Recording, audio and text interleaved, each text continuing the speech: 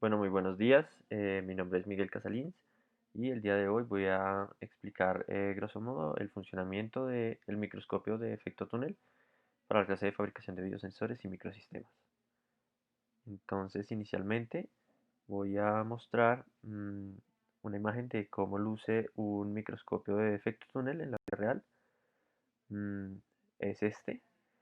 Entonces, justamente aquí es donde se se ubica la muestra, la superficie a la cual vamos a observar.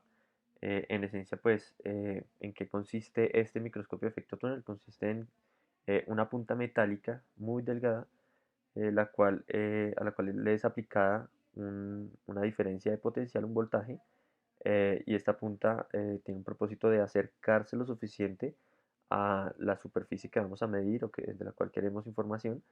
Al acercarse lo suficiente a los átomos de determinada superficie, vamos a poder tener una muy buena medición. ¿De qué? Entonces, estas son cuatro medidas que nos ofrece el microscopio del efecto túnel. Entonces, nos ofrece uno, ver la ubicación a nivel atómico del material. Entonces, nos permite ver cómo están distribuidos los átomos del material. Asimismo, nos permite ver a nivel atómico las propiedades de este material que se está midiendo y eh, con ese diferencia de potencial, que ya voy a explicar el funcionamiento, nos permite hacer una manipulación individual de cada uno de los átomos de la muestra. Y finalmente, pues todo en general, pues nos ofrece un análisis de espectroscopía a partir pues, del estudio de los resultados de este funcionamiento del microscopio. Entonces vamos a hablar del funcionamiento. Aquí podemos ver en rojo está la figura de la aguja con un zoom in de los átomos, cómo interactúan cuando la aguja se está acercando a la superficie que estamos midiendo, la superficie, la figura en azul. Entonces el zoom muestra cómo cuando esta punta se acerca y le es aplicado el voltaje, los electrones de la superficie son extraídos por efecto de tunelamiento cuántico. Mm, Entonces, asimismo, este flujo constante genera una corriente existente entre la superficie y la punta del microscopio, que puede ser visible ahí en, en- en el zoom que existe en el dibujo. Eh, ese efecto solamente ocurre para distancias muy cortas, así que solo será posible eh, identificar las partes superiores de cada uno de los átomos de la muestra.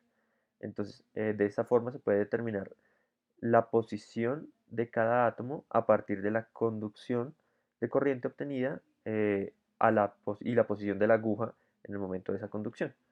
La resolución que tienen algunos de estos microscopios alcanza a ser de 0,1 nanómetros, pues que es muy buena.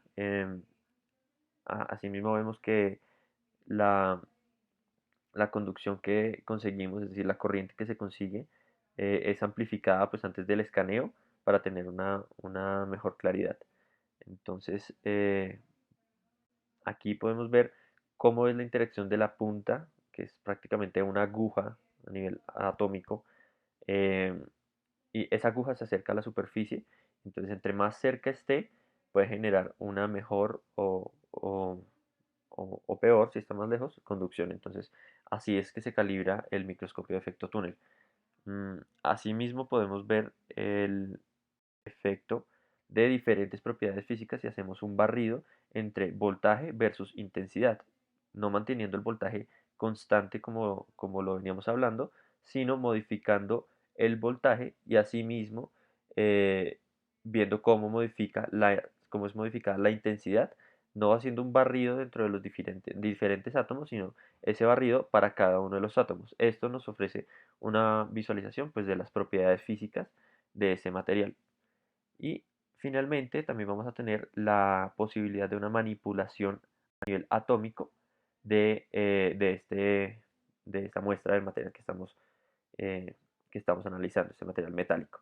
Entonces, ante cierto nivel de voltaje, el átomo quedaría, pues por la conducción que se ejerce, quedaría pegado a la punta y la punta lo puede levantar y extraer y mover, como vemos acá, que se movió un átomo y se pueden hacer diferentes geometrías de pronto para aplicaciones mecánicas. Muchas gracias.